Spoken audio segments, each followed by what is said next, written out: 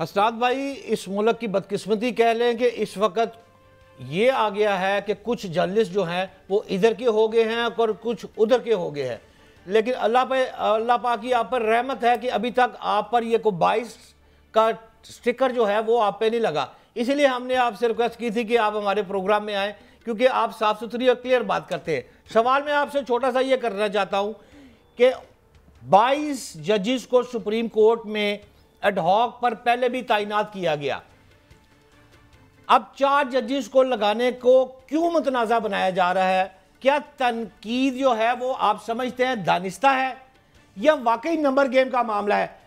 सुनने में यह भी आ रहा है कि 10-7 और 10-11 समझ गए होंगे कि एक साइड पर अगर 10 है तो एक साइड पर 7 है, बैलेंस करने के लिए अगर 4 और लगा दिए जाए तो ये कोशिश, ये आपको, आप किस नजर से देख रहे हैं इसको?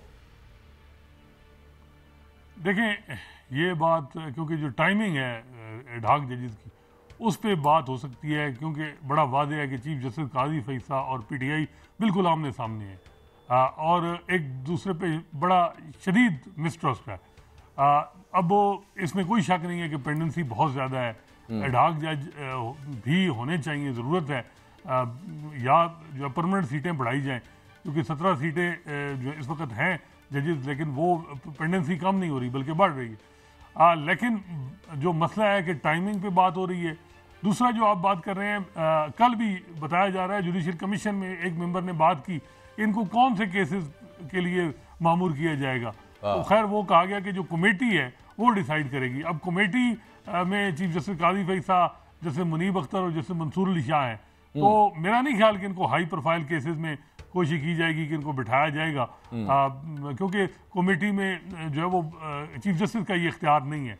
हसनात भाई, कथा कलामी माफ, इस वक्त जो तादाद आप जैसे बात कर रहे हैं वो 58 का फिगर आया था ना, 58,000 का, तो मेरी आज जो मैंने जो चेक किया है वो तो अब तकरीबन 60,000 हो गई है। यानी कि ये 4 जज लगे या ना लगे, अवाम मरती रहे, अवाम के केस कोई नहीं सुनेगा, यहां पर सिर्फ सियासतदानों के ही केस सुने जाएंगे। ये क्या में क्या है? दो सिर्फ हुए हैं उसमें। जी हसनात भाई, देखिए, एक तो अनफॉर्चुनेटली जब से ये अदलिया बहाल हुई है मार्च 2009 से, इस मुल्क की सियासत को शेप सुप्रीम कोर्ट ने दिया है। 2 वज़ीर-ए-आज़म घर भेजे हैं और कब इलेक्शन होने हैं, कैसे इलेक्शन होने हैं, ये भी सुप्रीम कोर्ट ने तय किए। इसी वजह से सुप्रीम कोर्ट बहुत ज़्यादा कंट्रोवर्शियल भी हो चुकी है। और इवन अब थोड़ा सा सुप्रीम कोर्ट में पॉलिसी में शिफ्ट आया। पहले तो जो पॉलिसीज मैटर थे, फाइनेंशियल इश्यूज थे, उनको भी वहाँ रिव्यू किया जाता था। रेकोडिक का आपके सामने जो अवार्ड आया, कार्के का अवार्ड आया, तो अब जो है ये सुप्रीम कोर्ट में तब्दीली आई है।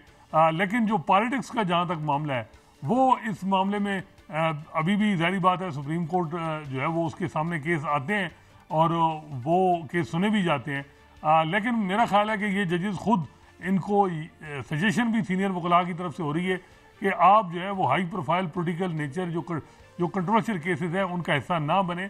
आप जो क्रिमिनल अपील में सिविल मैटर्स जो ऑर्डिनरी केसेस हैं उनको की तरफ आप अपना यानी फोकस करें और उस पेंडेंसी को खात्मा करें। इस तरह फिर लगाने जायज हो गए, आप ये फरमा रहे हैं?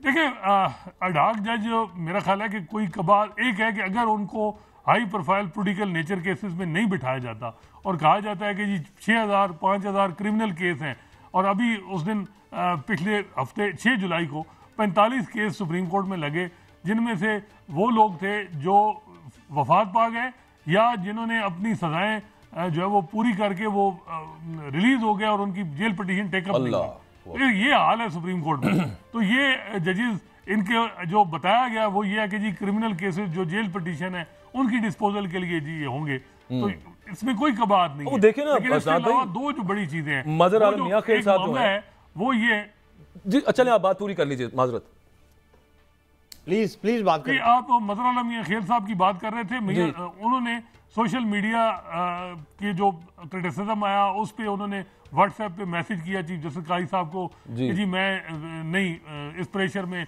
मैं जो है वो इस जिम्मेदारी नहीं ले सकता। तो जैसे मंसूर अली शाह और जैसे याही अफरीदी का ये मौक़िफ़ था कि जब एक जज जो है वो प्रेशर में एक वो नहीं आना, वो और उसके बावजूद क्या हमें उसे सुप्रीम कोर्ट का जज बनाना चाहिए। तो लेकिन मेजॉरिटी ने कहा जी कि नहीं, उनको दोबारा पूछ लें। तो बताया जा रहा है वो राजी हो गए हैं। लेकिन सवाल ये है कि क्या इन दोनों रिटायर्ड जजेस को इनको पेंशन भी मिलेगी, तनख्वाह भी मिलेगी? और जस्टिस मंसूर अली शाह ने ये सवाल रखा कि इनकी जो तनख्वाह है वो नहीं मिल सकती, इनको पेंशन मिलेगी। तो उस पे हुकूमती जो रिप्रेजेंटेटिव थे जुडिशल कमीशन में, उन्होंने कहा जी दोनों चीजें मिलेंगी। अब यानी ये सही बात है, हमारे पास हम क्यों ना दें भाई, 26 लाख रुपए में पड़ेगा। हाँ नहीं बिल्कुल ठीक है। अच्छा ये मैं पूछना चाह रहा था आपसे कि मजहर आलम मियां खेल साहब हो गए, इन्होंने वो कासिम सूरी की रूलिंग वाला जो मामला था वो सुना था, इजाफी नोट था उसमें इनका कि आर्टिकल 6 लगाया जाए। अब अगर आर्टिकल 6 लगाने पे हुकूमत जो कह रही है कि हमने ये 2-3 असद कैसर और कासिम सूरी इमरान खान के अगेंस्ट जाना है, तो वहां पे अगर मजहर आलम मियां खेल साहब आगे, उनका तो माइंड डिस्क्लोज है उस हवाले से। दूसरे सरदार तारिक मसूद साहब, उन पर तो पीटीआई बाकायदा कर चुकी है, एतराज उठा चुकी है बहुत सारे केसेस में, जिस वक्त वो सर्विंग जज थे। तो वो फिर आईनी केसेस या जिसको political cases if I may call them, तो वो उसमें तो फिर उनको नहीं होना चाहिए। और फिर ये जो जुडिशल कमीशन को जो पीटीआई ने खत लिखा, सुना था कि काजी साहब इस पर भी कुछ बरहम है, मुमकिनात में से है, कुछ लोग इस पे ये खदशा उठा रहे हैं कि इनको बुलाया जा सकता है कंटेम्प्ट में पीटीआई को। जी कल जुडिशल कमीशन में बताया जाता है कि कुछ मेंबरान की तरफ से काफ़ी जो वो गुस्सा किया गया कि ये लेटर किस तरह लिखा गया, लेकिन मेजॉरिटी ने फिर कहा कि जी इग्नोर किया जाए। वो बताया जा रहा है कि इग्नोर ही किया गया है, तो कोई ऐसा नहीं है कि उनको कंटेम्प्ट का नोटिस भेजा जाएगा।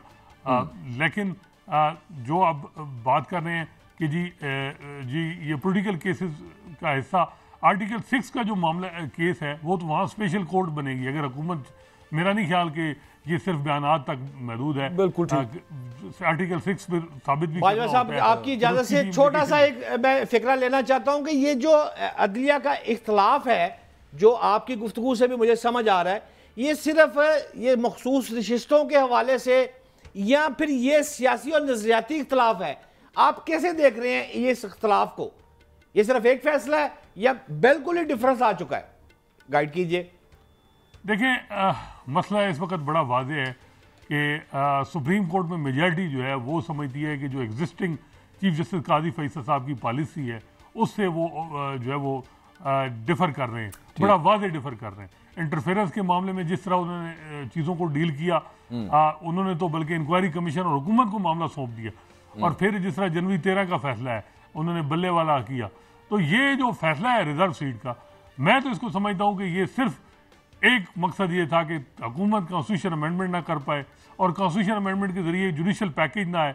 अब जुडिशल पैकेज में क्या चीज़ें थी जो इंडिपेंडेंस ऑफ जुडिशरी को इफेक्ट कर रही थी, और वो जजेस जो है पहले भाप गए और उन्होंने कोई रिस्क नहीं लिया। अगर आप देखें जैसे जमाल मंदोखेल का नोट, थोड़ा सा फर्क है उनका और मेजॉरिटी जजमेंट का। उसमें जो मेजॉरिटी जजमेंट का जो है उसमें पीटीआई को 23 सीटें मखसूस मिल सकती हैं। जैसे जमाल मंदोखेल के नोट पे मामला उन्होंने इलेक्शन कमीशन को रेफर किया था तो उसमें 8 सीटें मिल सकती हैं। उसमें थोड़ा सा डाउट था जजेस को कि कहीं कॉन्स्टिट्यूशन अमेंडमेंट ना हो जाए, तो उन्होंने उसको भी इंडोर्स करने से, हालांकि 10 एक आखिरी चीज असनाद भाई, कल आपने मरियम नवाज साहिबा की तकरीर सुनी वर्सेस रेस्ट ऑफ ऑल जजेस? बिल्कुल ठीक, मरियम नवाज साहिबा की आपने तकरीर सुनी होगी कल? जी मैंने कुछ उनके उसके जो अदलिया से रिलेटेड जो एक्सेप्ट्स थे वो तो यकीनी तौर पे आपने सुने होंगे। मैं ये जानना चाह रहा था, लोग ये कहते हैं कि वो फैसल वाडा ने या मुस्तफ़ा कमाल ने पगड़ियाँ, फुटबॉल, वो जो तकरीरें की थी जिसपे उनको बाद में उसका कंटेम्प्ट ऑफ कोर्ट के शो कॉज भी हुए और फिर वो सारा केस हमने देखा, अल्फाज का सिर्फ डिफरेंस है, मफहूम तो तकरीबन एक ही है जो मरियम साहिबा ने भी कल फरमाया। आपकी राय क्या है इस पर? देखिए मेरा ख्याल है जजेस इस मामले में कोई इंटरवीन नहीं करेंगे। उन्हें पता है कि जो उन्होंने करना था वो फैसला उन्होंने दे दिया, मकसद तकरीबन अचीव हो गया उनका कि हुकूमत कॉन्स्टिट्यूशन अमेंडमेंट नहीं कर सकती। बाकी वो किसी को कोई नैरेटिव नहीं देना चाहेंगे कि दूसरा एक एपिसोड मुझे क्यों निकाला वाली शुरू हो जाए सही। और वो हुकूमत सारा मलबा जो है वो अदलिया पे गिरे।